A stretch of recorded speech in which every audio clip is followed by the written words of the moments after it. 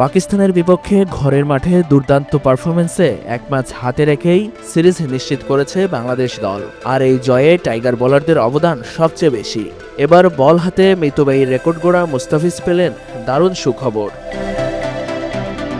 প্রথম ম্যাচে 4 ওভারে মাত্র 6 রানে 2 উইকেট নিয়ে রেকর্ড গড়া ফিজ দ্বিতীয় ম্যাচে নেন 1 উইকেট। আর তাতেই আইসিসি টি-20 বোলিং র্যাঙ্কিংয়ে 17 ধাপ এগিয়ে এখন 9 নম্বরে উঠে এসেছেন টাইগার এই কাটার মাস্টার।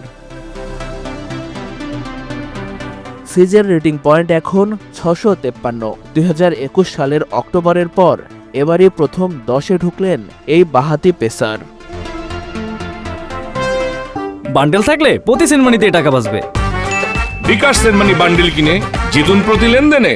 অন্যদিকে বোলারদের তালিকায় 9 ধাপে গিয়ে 16 নম্বরে উঠে এসেছেন অভিজ্ঞ অফ স্পিনার শেখ মাহাদি। তার সমান 9 ধাপ এগিয়েছেন তানজিম হাসান সাকিবও। তার বর্তমান অবস্থান 37তম। শরীফুল ইসলাম 14 ধাপ এগিয়ে 43 নম্বরে উঠে এসেছেন। বাংলাদেশের একাদশে থাকা বেশিরভাগ বোলারই উন্নতি করলেও অবনতি হয়েছে রিশাদ হোসেনের।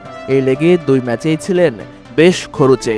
3 ধাপ পিছিয়ে 20 নম্বরে অবস্থান করছেন তিনি। এদিকে ব্যাটারদের র্যাঙ্কিংয়ে 18 ধাপ উন্নতি করেছেন তানজিদ হাসান তামিম। তিনি আছেন 37 নম্বরে। আর এক ব্যাটার তাহিদ হৃদয় 2 ধাপ এগিয়ে যৌথভাবে আছেন 39 নম্বরে। 18 ধাপ এগিয়ে আর 508 রেটিং পয়েন্ট নিয়ে 53 নম্বরে আছেন জাকের আলী অনিক। এটি তার ক্যারিয়ার সেরা রেটিং ও র্যাঙ্কিং।